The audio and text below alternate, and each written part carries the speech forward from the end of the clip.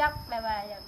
อยากสร้างอยากช้านะมาพอแบบว่าเราหากินไปวันๆไปหาหน่อไม้น้ำมั ได้ น ข่าวว่าบ่มีห้องน้ำซะบ่ บ่มีดินเราก็หอมๆหนึ่งมีแต่เหือนคนเบิกจีบกันอยู่บนเหือนเราหัน บ่มีห้องน้ำอีก เราไป โทษเด้อไปเข้าห้องน้ำในใส่ซะเดียว คุดคุ้มมีคนถูกหลาย สบายดีสวัสดีพ่อแม่พี่น้อง FC ทักแพงเบิร์ดสุผู้สุคน เบิร์ดสุมองสุบอนเด้อพี่น้องเอ้ยเบิร์ดสุมองสุแจมาว่าไอ้เฮาขีดลายอีกเลยว่าไอ้เฮาขีดนำอยู่เนาะมื้อนี้ก็ มาพบมาพอกับช่อง YouTube บ่าวลาวเพิ่นคือเก่าพี่น้องเอ้ยก็เอามาไปแหละทางบ้านกระทิ่งใหญ่เนาะเมืองหยังอันนี้เมืองอัศพรคือกันเด้เนาะ ๆบางกะทิมาสะพอน บ่แม่นเมืองอันเมืองอัศพรพี่เนาะเมืองอัศพรพี่น้องเอ้ยบ่แม่นเมืองอุทุมพรเมืองอัศพรสิพาพี่น้องมาเบิ่งงัว3โตวพี่น้องเพิ่นจะขาย18ล้านนะ17บ่หรือ18 18ล้านพี่น้องเอ้ยทางบ่าวจอยว่าสิได้ที่ซ้ำนี่นะแพงแน่เนาะเขาว่าเนาะมันจะแพงเด้วันนี้ก็เข้ามาเยี่ยมยามทางผู้สาวโสดเพิ่นนั่นแหละพี่น้องเอ้ยเนาะสาวโสดบรรณากระทิ้งใหญ่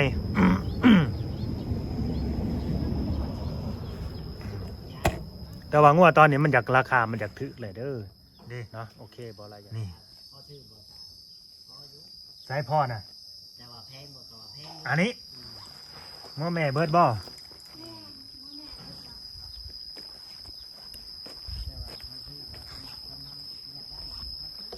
ผู้อยากได้ผู้ก็มีเงินเนาะ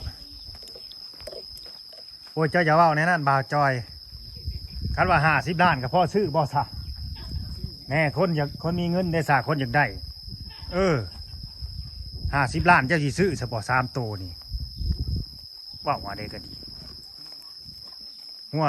3ตัว18 ล้านมันแพงพี่น้องเว้ยกูมือนี่งัวมันบ่เป็นราคาอยู่แล้วเนี่ยมันก็บ่ได้ตัวใหญ่เท่าใดเนาะมันบ่ได้ตัวใหญ่เท่าใดถ้าสูงสุดก็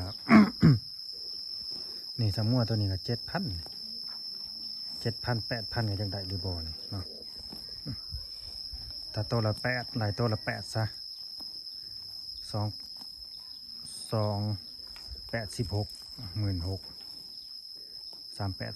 24,000บ่ได้ดอกตัวละ8นี่ยันตัวละ7,000เนาะประมาณนั้นพี่น้องเลยเนาะเอาบ่ไว้อย่าห่างก็คืองัวผู้สาวเพิ่นนี่แหละเพิ่นมาเลี้ยงรับจ้างเขาเนาะผู้บ่าวมาทางใดมาจีผู้สาวอยู่นี่สบายดีมานั่งคุยผู้สาวอยู่บ่เจ้าน่ะ หยอกกันพี่น้องเลยหยอกพอได้มอนัวหัวหมวนสบายดี เลยสบายดี ไปเลี้ยงทางใดงัวน่ะ เลี้ยงแถวนี้แล้วเนาะแล้วโคกน้อยเนี่ย โอ้เจ้าอยากได้รีบองงัวนี่ อ นะ ยากได้ อยากได้เป็นของเจ้าของเนาะ แม่ มันหักดีมัน ราคามันสูงได้เลยเบียดเลย โดย เพราะว่าทำตรงครับ มันกระชูงอะไรเนาะ 18 ล้านเราอะ แม่ เขาเคยว่าเจ้าต่อราคาให้ผมดูเขาลดอยู่500,000เอาเหลือ17 โดย เหลือ17 500,000 จะหาแซน เหลือ17 ล้าน500,000เป็นรุ่นให้ดู เป็นรถให้รถน้อง ที่แรกว่าจะมีแบบ FC อะไรผู้ใหญ่จะดีอะไรหรือว่าที่ลูกเคยเพิ่นนั่นแหละว่าสิซื้อให้ ถือเคย แต่บานนี้นะเพิ่นเปลี่ยนแผนแล้วเพิ่นสนใจนี่ดินข้างๆนี่เพราะว่าว่าไปอีกแล้วบ้านนี่เขาสนใจดินกับข้างเฮือนนี่มันเป็นหยังในนี่นะ อันนี้นะ เป็นดินคนบ่ เป็นดินคนอยู่แต่ดินคนละบ้านมันถือดินดอนบานต่อนั่นบานพักกระดาษมันเป็นดินภาษาเนาะ ดินปลาซ่า แม่นเพิ่นบ่ขายดอก เอ้า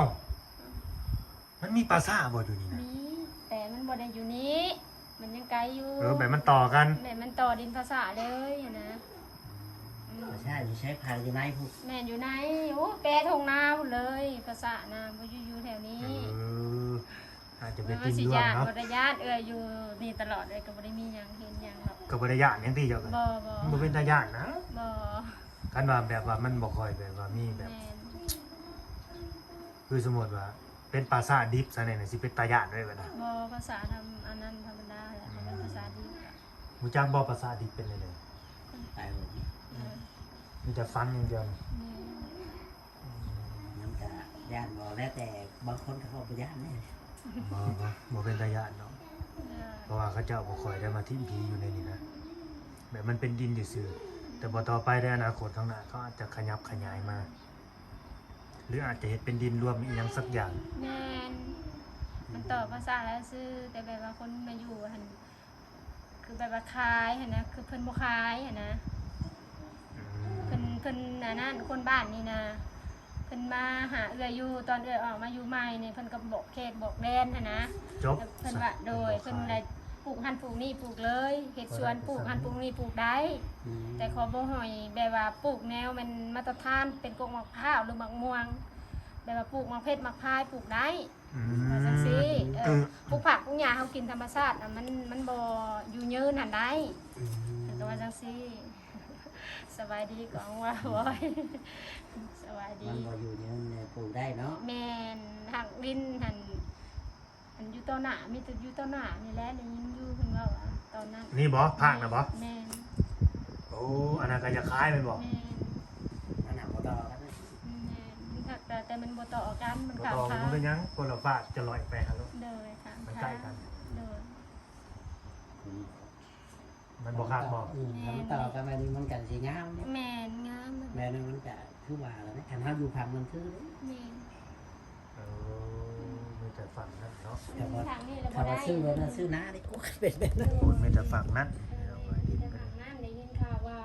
ตอนนั้นได้แต่ตอนนี้ก็ยังบ่ฮู้ว่า บางทีก็เปลี่ยนใจเนาะ แม่บางทีเขาเปลี่ยนใจก็มีแต่ตอนนั้นโดนแล้ว บางทีก็เปลี่ยนใจแต่ว่าว่าคล้ายนี่คือยังสิบ่ได้คล้ายเนาะ โดยยังบ่ทันได้ขาย เพิ่นบ่ได้ตกยังมือแหละทางนี้ ผมเลยตกโอ้หลายมื้อแล้วแหละตกอยู่เมื่อคืนนี่แต่มันบ่แฮงอะนะผมบ่ยกมีงี้ ได้กินเห็ดปวกอยู่บ่ กินอยู่ไปวันนี้ได้พุ่นละหน่อย อืม เหมือนกัน เห็นทรงรูปแล้วหัวไปอ่างเพราะว่าละหัวตะวานนี่ ลูกเลยวันนี้พุ่นกินแล้วคิด ก็เราว่าสิมาแหวกกินนั่นมุกละหัวนั่นนี่ บ่มีซ้ำอันนี้นะ แต่สิ โอ้ กินหมกหัว ยังใจอยู่น้องมาชุดใดก็บ่ได้มีผ้าขาวเลยเอ้ยนะมึงพากันกินหน่อไม้มื้อเช้านี่ก็เฮ็ดปวกอะไรน้อยหนึงแล้วก็หมดแล้วเนาะบ่มีเลยวันนี้นะ แกงหน่อไม้คือกัน เลย เพราะว่ากินแกงหน่อไม้ พากันไปเลี้ยงงัวแล้วบ่มีมื้อนี้น้ำหวานนี่หันได้ อย่าไปแล้วบ่แบบเวียดนามนำเขาตกกุกตงกะตกมุก โอ้มันเขาเจ้าอยากดำแล้ว แต่ตอนนี้ยังบ่มีน้ำเทื่อ โอ้กายาวเบิดแล้ว มันย่ามาแล้ว มีแต่ฐานน้ำซื่อๆคนเดียวนี่นะ อ๋อ คือว่าพ่นโต๊กนี่ก็เพิ่นพอดำแล้วได้ จวดเลยติ แน่นทุกคนน่ะเพิ่นพอดำมาแล้วได้เพราะว่าทุนโต๊กกานี่เดือน6ออกนี่เพิ่นโต๊กเลยบ่ได้ไปรับจ้างแล้วมีแต่ท้าไปแบบดำนาสินะ อ๋ออ๋ออ๋อ จ้างก็ไปดำนา แถวบ้านคนยังบ่ได้หวานเลยหมู อ๋อ โทษเด้อเอ้ยแม่เจ้าน่ะยังมีอยู่บ่ มี พ่อเด้ บ่มี อ๋อพ่อเสียแล้วเนาะ โดย แม่น่ะเฒ่าแล้วบ่ เท้าแล้วเที่ยวไปแล้วเอ้ยนะเที่ยว อายุจักปีแล้วแม่ใหญ่น่ะ หานะ60ไปแล้วจนว่า70แล้ว เพิ่นก็ยังลุกไปมาได้อยู่บ่ พอลูกไปมาเพิ่นโชว์ได้ ตอนนี้บ่ แม่เพิ่นเป็นโรคเบาหวาน ความดันเบาหวานหน้าตาเพิ่นก็อยากบวมก็เที่ยวไปเที่ยวมา อ๋อไปเจาะเพิ่น แม่นเที่ยวไปเที่ยวมามีของอยู่ของกิน แต่ละแรงก็เตโซ่มือส่งให้แล้วก็ แต่ว่าบ่ได้ไปนอนเนาะ แม่นบ่ได้ไปนอนเลยแบบว่าป้าเฮือนนั่นนี่ เรามีแบบเป็นเอื้อยเป็นน้องเป็นลูกเพิ่นอยู่หาก็มีแม่นบ่ บ่มีแหละมีแบบว่าเพิ่นบ่ได้อยู่เพิ่นก็มาอยู่เฮือน เอาแล้วอยู่นำไผซะ อยู่นํลูกชายผู้หนึงแต่ก็เราบ่เต็มนะเราบ่เต็มลูกน้องเอ้ยนะ ปล่อยให้อยู่กับมันนั่นน้องเจ้าบ่เต็มน่ะ แม่นเราอยู่กับผู้นั้นเราบ่เต็มบันไดเราบ่จักแบบว่า เราบ่จักแบบว่าอยากสร้างอยากสร้างนะมาพอแบบว่าเราหากินไปวันๆไปหาหน่อไม้น้ำ ได้ มัน ข่าวว่าบ่มีห้องน้ำซะบ่ บ่มี ดินเราก็หอมๆหนึงมีแต่เหือนคนเบิดจีบกันอยู่บนเหือนเราหั่น บ่มีห้องน้ำ บ่ อีก มีเราไป โทษเด้อไปเข้าห้องน้ำในไสซะเอ้ยเดียว ขุดคุ้มนี่ขอโทษหลาย เด้อ ๆขุดคุ้มสัญญาณนี่หันใครแน่หน่อยแต่วันตก ลำบาก ยังบ่ลินหั่นนะ อืม ถ้าฝนตกเลยแหละมันสิเป็นอหยังน้ำอั้งหั่นนะ แม่นๆ มันควบคุมกับมันยากน้ำอ่างน้ำค้างอะนะ ลำบากนะ แม่น น้ำบ่มีแค่ผู้เฒ่าอีก โดยแล้วก็พูดเท้า อ๋อ เที่ยวไปแล้วหมอได้น้องเดือนไป อันนี้เอ้ยบ่เคยเล่าสุฟังแถ ถ้าน้องเดือนแบบใดเงินดอกเงินเดือนมากะมาแบ่งมาปันเอาไปตู้ไปห้องหมอแต่ว่าโดนๆแล้วเพิ่นสิขึ้นแฮงแล้วต้องไปเอาไปห้องหมอต่อยาทุเลาเพิ่นเป็นนั้นโรคเบาหวานนี่เพิ่นเป็นโรคเบาหวานได้เพิ่นก็บ่เห็นหุ่นอีกได้ เพิ่นมีลูกชายจักคน เพิ่นมีลูกชายฮะ โดย 2 คนแต่เพิ่นบ่ได้อยู่บ้าน อ๋อ ไปเบิด ผู้ที่อยู่นำนี่บัดบ่ค่อยเต็ม แม่น2 คนกับผู้บ่เต็มนั่นแหละ อ๋อ มีแต่เพิ่นไปหากินน้ำหมอกน้ำไม้กินน้ำลาวนั่นแหละลังเทื่อก็มาก็เราแบ่งมาพี่ ลูกสาวได้เพิ่นมีจักคน มี3 คนแต่เพิ่นบ่ได้อยู่ ลูกสาวน่ะ3คนทั้งเจ้าเนาะ 3กับข่อยแต่เพิ่นเมืองลูกเพิ่นผัวเพิ่นบ่ได้มาเลย ลูกสาวก็ออกครอบออกครัวไปน้ แม่น ำลูกน้ำพัว แม่นบ่ได้อยู่บ้านเดียวกันอีกนะ เพิ่นก็บ่ได้มาว่าเยี่ยมแม่ บ่ ว่า ได้มา แม่บ่สบายย่านว่ามานอนเป็นเพื่อนเป็นหมู่ บ่ได้มาแบบเพิ่นก็มีลูกนุกน้องน้อยเพิ่นก็ยากสินะมีแต่โทรหากันอยู่ โอ้ ถ้าอาการหนักหลายแล้วเพิ่นก็มาอยู่ ก็คือลักๆก็คือมีแต่เจ้ากับ แม่ น้องคนนั้นเนาะ แม่น ที่ว่าอยู่ใกล้หั้น โด นะ ยมีแต่น้องคนนั้นน่ะมีแต่เราหันอยู่แบบนึ่งข้าวนึ่งน้ำสู่กิน อืม ข้าวเอ้ยก็แบ่งให้ได้แต่ในเอ้ยมันยังบ่ได้บอกผู้ใหญ่เพิ่นได้บ่ได้บอกทางน้อง โอ้ พร้อม โอ้ เอ้ยแบ่งให้แล้ว โดย แม่นเพิ่นบ่ได้มีข้าวกิน ก็คือ แต่เอ้ยบ่ได้เว้าออกมาให้ซื่อ อ๋อ โดยเอ้ยเอาให้แม่นะสอบหนึง โดยก็คือน้องชายเจ้าน่ะก็ยังรู้จักแบบหนึงข้าวหนึงน้ำสู่แม่กินอยู่ แม่ เนาะ นนึ่งข้าวนึ่งน้ำหาอยู่หากิน อ๋อ เพิ่นก็บ่ได้มีให้มีน้าแม่เฮาก็ได้ นึกว่าทะเลทะไหลไป แม่น อยู่น้ำโคกน้ำปลาไปน่ะยังบ่ถึงขัดนะบ่ บ่ อ๋อรู้จักแบบ ผู้จัก เฮ็ด รู้ อยู่ จั เฮ็ ก ดกิน แบบ สู่แม่กินอยู่ แม่นก็เป็นแบบผู้หญิงนี่แหละผู้จักหาหน่อไม้แล้วก็ไปหาการกบการขี้มีแหละขายน้ำก็ได้ซื้อเพชรเป็นงัวใช่นะ ก็บ่เป็นหยังดอกทั้งลูกเคยเจ้าแล้วก็บ่มีปัญหาดอกเรื่องสมิแล้วก็ โดย แพงเบิดนั่นแหละเนาะ โดยแม่นแล้วก็แบ่งให้เราสอบ แพงแม่เฒ่าน้ำแล้วก็แพงแม่ใหญ่แม่ตู้ผู้เล่เนาะ แม่นไม่ใหญ่ไปตู้ตอนนั้นนะ กว่านั้นเลย ไป ติ ตู้ทุกอัน เอาเลย อัน ภาระเราหลายขนาดเลยฟังเว่านี่บอกไอ้เพียง อุ้ยแล้วสิรับไว้อยู่ ลูก เนาะ เคยเจ้านี่ภาระหลายขนาดได้เขาฟังเว่ากันหลายมาก ก็ย่าแล้วนั่นแหละยังบ่เว้าออกมา โดย เอ้ยบอกว่าออกมายันแบบว่าขี้เลียดน้ำอ่ะนะ แม่น ยันเพิ่นขี้เลียดน้ำมันมีภาระหลายโพดแต่เอ้ยแบบว่าขอเก็บไปความลับ อันนี้น้องค่ะก็เลยบอกออกกันนะเอ้ยบ่เว้าออกมาได้เอ้ยบ่มาเอ้ยบ่มักเว้า บ่เว้าเลยเนาะบางทีแบ เอ้ย บ บ่เว้าเลยได้เห็นว่าน้องมาเลยเถื่อเอ้ยบ่เคยเว้า โดยฮักกับสิฮู้กันน่ะ แม่น เรื่องถามน่ะ เขาเนี่ยเอ้ยก็แบ่งให้เพิ่นสอบหนึงเอ้ยรักให้ได้นี่ ขอโทษก็ ก็เหลือ2เนาะ ยังเหลือสอง บ่เป็นหยังอันนี้คือเป็นแบบ แบ่งกันกินเนาะ หนึ่งมาแบ่งกันกิน ก็ คือ ให้แม่เอ้ยก็จะให้ โด ใคร ย ให้สินะ คือลูกอะนะเนาะ แม่ ก็ต้องหักแม่ก็ต้องให้แม่ โดยเอ้ย กินหั่นน่ะ บ่มี เข้าใจ เพิ่นก็ซื้อเป็นป้องหั่นนะผู้นั้นอะไรหาแล้วก็น้องเดือนส่งแล้วก็ผู้ลูกอยู่น้ำพัวหันส่งเงินหั่นนะลางเทื่อก็เพิ่นก็ยากลูกยากเต้าเพิ่นก็ส่งเดือนหนึงก็4-5 แสนเพิ่นส่งให้แม่หั่นนะ4-5 แสนกีบนี่ได้แล้วก็เขาพอเราต่อหยอกต่อยาพอเราก็ต่อยาคือกันเราก็ต่อยาอยู่หมอแขกคือกัน แม่ก็ต่อยา แม่น ลูกก็ต่อยา ต่อก็เลยเอาไปเอายาข่อยแล้วก็เอาให้เราพร้อม โอ้ทั้งแม่ เรา ทั้งลู หัน ก กิน เนาะ เบาหวานเราหันเบาหวานเราให้ยาเบาหวานเราหันโดย ทั้งแม่ทั้งลูก ทั้งแม่ทั้งลูกแต่เอ้ยเบาเวาเอ้ยมันภาระหลายโพดเอ้ยบอกกล้าว่าออกมาเลยเอ้ยแบบเก็บเป็นความลับ แย่เพิ่นตอนโตเนาะ แม่น จนว่าเพิ่นตอนโตแล้วแล้ว แม่ นะ น นักเบิ่งเล่าก็สิบ่ท้อนดอก ย่านเพิ่นอัน บ่เราใจสปอร์ตอยู่ ที่เลียดน้ำ แม่ มัน เราใจ นะมันมี สปอร์ต ภาระ เราบ่ทน หลายโดยกับบ่เป็นหยังดอกกับบ่เป็นหยังเพิ่นมีได้สำได้เพิ่นให้สำนั้นกับบ่เป็นหยังเนาะเอ้ยก็คอยสู้ไปเราก็อยู่ไปแบบนั้นแหละแม่เอ้ยก็ได้มีของอยู่ของกินก็หากระปูกระแป้งหาตำน้ำใหม่น้ำมันธรรมชาติเฮานี้ ครับเพิ่นก็ออกมาอยู่บ่เพิ่นออกมาหาอยู่บ่อ อยู่ เพิ่ อน กมาก็ได้ขึ้นมาอันนั้นได้ขี่รถได้เพิ่นมันย่างบ่ได้ ต้องได้แก่มาเนาะ แม่เลยแก่มา กันยางไก่กับมือ แม่นโอ้ย่างบ่ได้เลย มีแต่คนลงตลาดได้ ลงขึ้นได้ แต่บ่มีร้านน้อยอยู่หั่นเนาะ บ่มี มีก็แต่เซซินนั่นแหละ โดยเพื่อนอยู่ในบ้านนะบ่ได้มี2ชั้นบ่เป็นเพื่อนไม้ชั้นเดียวบ่ มีเฮือนไม้ อ๋อ เฮือนลูกชายแล้วนั่นแหละ โดย เป็นเฮือนไม้บ่ได้มีเฮือนหยังแบบ อืม ก็บ่เป็นหยังดอกเพิ่นก็บ่ถือดอก เอื้อยนี่แหละเป็นคนยืนแลเองเอื้อยบ่ได้อันนั้นดอกบ่ต้องคิดเลียดเอาลูกเคยก็ถ้าได้ยินก็ได้ แม่นว่าที่ลูกเคยจะแล้วก็บ่นักอกนักใจนำดอก แน่บ่ต้องนอกอกนอกใจดอกเอื้อยก็ยังบ่เว้าหยังออกมานะฮะก็เว้าแนวนี้เลย โดย เพราะว่า บ่อยากเว้ายันคิดเลียดคือว่าแหละมั ได้ยินแต่เพิ่นเว้าให้ทั้งบ่าวลาวฟังว่าทั้งน้องเดือนนี่ถ้าว่าให้เพิ่นซอยเข้ามานี่น้องเดือนนี่จะขอแบบว่าไปเฮ็ดห้องน้ำให้แม่ แม่ เฒ่าน ก่ ข อ อน อย่างเดียวบ่ขออย่างอื่น เพราะว่ามันลำบากแฮง แม่ เนาะ เขาไปเฮ็ดห้อง ยาม น้ำ ฝน ให้ น่ะ เฒ่า นะ เพราะว่าแม่ ลำบา เฒ่าก แฮ บ่ ง สบาย ข ว่า อง ซั่น น้ำโดย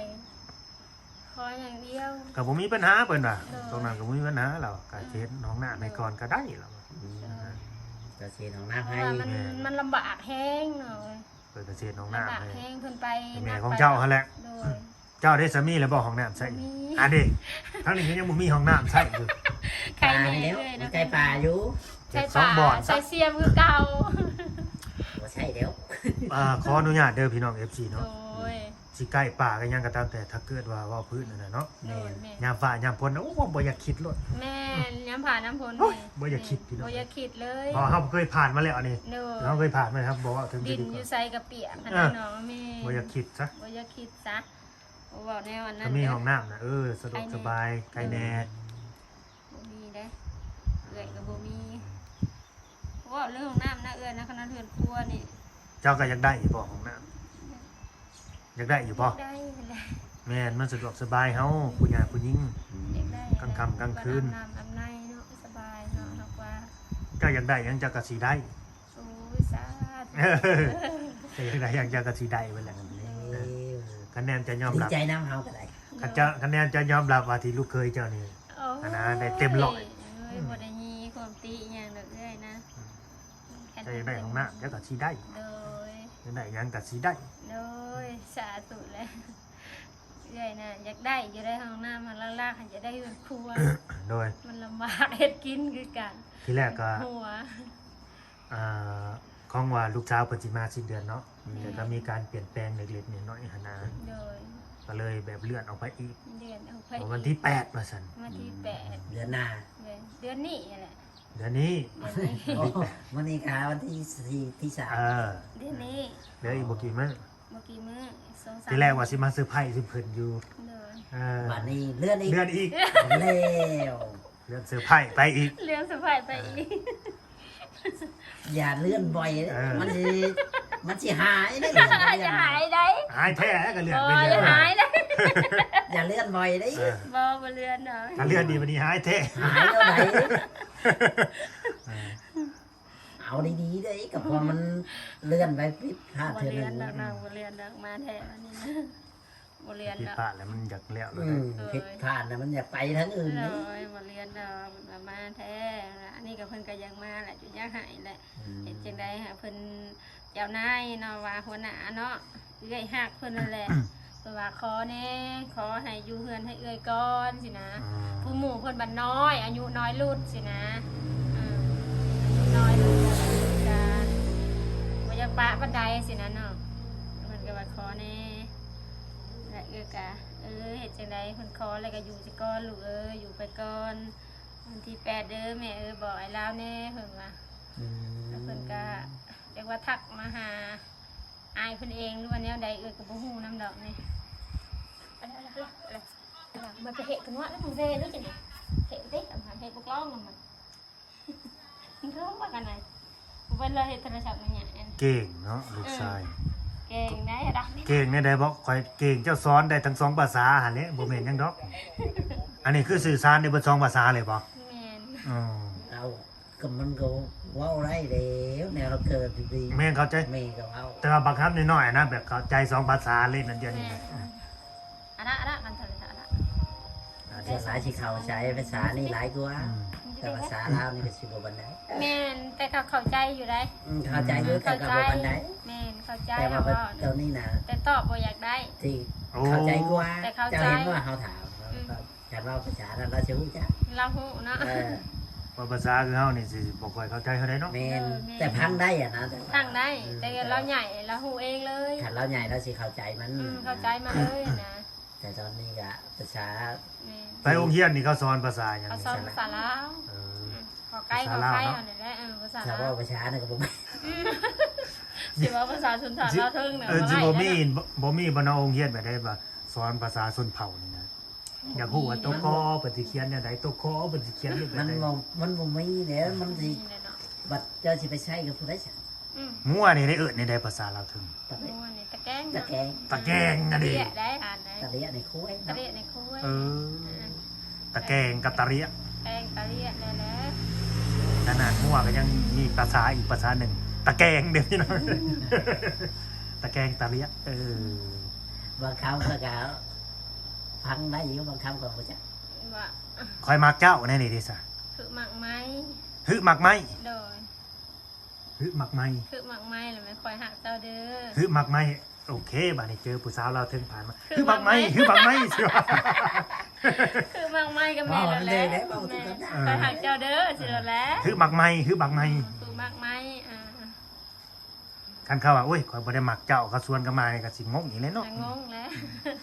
คอยก็ว่าคอยไม่ได้มักเจ้าคือตะวันมักไม้แกเอาคำเดียวคือการได้ กระโตนมักไหม ขอแล้ว กระโตนมักไหม ว้าวแล้วก็ลืม กระโตนมักไหมนี่คือเจ็บลวดนะเขาชวนกันมาเด้ฮึมักไหมกระโตนมักไหมเขาว่าจบข่าวพี่น้องเอ้ยเนาะอันนี้คือภาษาลาวเทิงเนาะ เด้ เมื่อละคำศัพท์ แต่เราเผาก็ว่าบ่คือกันเลย แม่น มันแล้วแต่คือเซโปนเขาก็ว่าอีกอันนึงบางเถื่อมันก็คล้ายๆกันบางเถื่อมันก็บอกห้องบ่คือกันแล้วแต่ คือคนสีตกเนาะ มืดสุคนอยู่โต๊ะเย็นๆเลย กลางคืนนี่เปิดหุ่งเบิดคืนบ่ไฟอยู่ข้างหน้านี่ พุ่งหมดคืนเนาะ อืมแล้วเลยเนาะเห็ดหัวเฮือนนี่เนาะบ่ได้ยากถึงหัวเฮือนเจ้า วัน นี่ นี้ บ่ได้ ต ยา อก กใส่แล้วก็ มี เละ คนมาเห็นให้บ่ บ่แล้วเฮ็ดเองนี่แหละ มารอบนี้แล้วเบิดแล้วหัวเฮือนเพิ่นพี่น้อง รอบแรกบ่เลยได้ หัวเฮือนมันออกมานาเนาะเฮ็ดไปตามมีพี่น้อง ยันว่ามีนมๆมาเห็ดให้ บ่บ่มีไผดอกเฮ็ดเองได้ซำนี้มีแต่ให้ตอนต่อจะตัดเนาะดึงบ่ไหว15ลำคนได้ปกมันสัมผัสนะเขาตัดให้พอตัดซอยเขาแน่เขาซอยกันกับเขากับข่อยแล้วก็เขาจะแก้ให้แล้วก็มาแล้วก็เฮ็ดเองเลยบัดนี้มา แล้วนี่บ่มีแบะบ่ บ่มีนะ บ่มีแบะเข้ามาเนาะ บ่มีการยำแรงก็เฮ็ดอยู่แบบอื่นนั่นแหละการยำนี่ละบ่มีเลยแต่แบะนี่บ่วิดได้เราหัวนี่นะ เอาแน่นี่ซะคันมีแบบว่า คนอยากว่าจะคุยน้ำนี่ยังสิให้เฟซเขาอยู่บ่ ให้กับไผกับน้องเดือนนั่นบ่ บ่แล้วเว้าเจ้าหั่นแหละบ่ได้เว้าน้องเดือนหมายถึงเจ้าหั่นไหน เรา อยากล้มอยู่บ่แบบว่า สมมุติว่ามีหนุ่มๆเพิ่นสนอกสนใจอยากเว้าอยากล้มมื้อนะก็สิให้เฟซเขาอยู่ อย่า บ่ อย่าอั้งนี่ ใช่แล้วเฟดเอ่ยกับน้องเดือนแล้วบ่แล้วน้องเดือนแล้วบ่ได้ให้ไผแล้ว โอ้ยบ่ให้แล้วน้องเดือนบ่ได้ให้ผู้ใดเลยได้ มีผู้จอง เพิ่นมีเจ้าของแหละ ได้เอ่ยทำเป็นยัง อ๋อทั้งแม่นี่ให้ได้เนาะ ได้ให้โลดล้มเป็นน้องฮักน้องแฟนหรือว่าเพิ่นผู้ใหญ่ก่อนก็เป็นอ้ายฮักปลายแฟนก็ได้ล้มเป็นในใดก็ได้ ท่านเราบ่ได้เป็น แม่ ผู้บ่าวผู้สาวกันเนาะ บ่ได้เป็นสูตรเป็นแฟน อืม ค่ะล้มตามความรู้จักก็ได้น้องบ่ได้เป็นหยังเอ้ยบ่ได้เป็นคนแบบว่า อันคน เฮาฮู้ตัวดีเนาะ งานโดยเฮาก็ฮู้ตัวเฮา เฮาฮู้ตัวเฮาดีว่า โอ้ยบ่แม่น บาง ว่า ทีแบบยันเขาแบบโอ้ยหลับภาระนำเฮาบ่ได้นะ แม่นรับภาระหรือว่าเฮาบ่มักในตัวของเฮาหรือว่าเฮารับภาระเฮาบ่ได้สินะ เป็นเป็นน้องเป็นพี่เป็นน้องหรือว่าเป็นทำความรู้จักกัน หักแพงกันเนาะ หักแพงกันก็ได้โดย อืม บ่ได้ถึงขั้นว่าซึ่งว่าเป็นชู้เป็นแฟนเนาะเอ้ยนะ อันช่อง YouTube น่ะลงคลิปอยู่บ่อันเฮ็ดช่อง ล นะบ่ งอยู่ เอ้ามันอายอีกแล้วว่าบ่ลงอยู่ ลงอยู่ เป็นได้บาด ก็ลงอยู่หน่อย อ๋อ ก็ทายแบบเอ้ยไปเลี้ยงงัวเลี้ยงอย่างนั้นนี่แหละธรรมชาตินี่แหละเฮ็ดอยู่เฮ็ดกินแล้วก็ไปหาเห็ดหาฮ้อนนี่แหละก็อาชีพเขาเรียกแล้วไปเลี้ยงงัว หาเฮ็ดก็เจอเฮ็ดพวกดอกหมูใหญ่ๆหรือว่าเฮ็ดละโงกหมูใหญ่โพ เอาแต่ถ่ายเขาเก็บเอาเฉยติ คักได้แบบ แม่ นี้ นไปหาเฮ็ดเมื่อวานนี่ก็ตายอยู่ ลูกก็ไปนำบ่ ลูกฮะ หรือว่าเขาอยู่เพื่อน ตอนนี้หันไปฝากแม่ตู้ อ๋อ ผู้นั้นหันเราเลี้ยงงัวผา อืม แล้วเลือกกับไปหาเฮ็ดผู้ใหญ่หันเราเลี้ยงงัวเป็นละได อ๋ออ๋ออ๋อ สมมุติว่าเฮามีเวียกมีงานไปปลูกคอตอแคนนี่ก็ผักเราเลี้ยงได้นะ โอ้ มานี่ก็อิ่มคือแม่ไปเลี้ยงคือกัน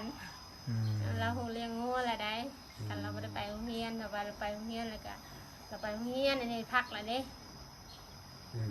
พักแล้วพักในเด้อฝากติดตามแม่นางเดือนในเด้อ ติดตามซองแม่นางเดือนเด้อ สองแม่น้องเดือนนี่น้องเอ้ย เด้อ ก็อยากเป็น YouTube คือกัน เด้อ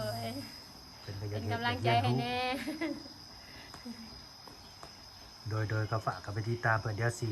เด้อ เอาขึ้นโชว์หน้าจอให้ดอกเนาะ เด้อเด้อคุณโจนาจอยนะเด้อเด้อ ถอยมาใหม่ได้นี่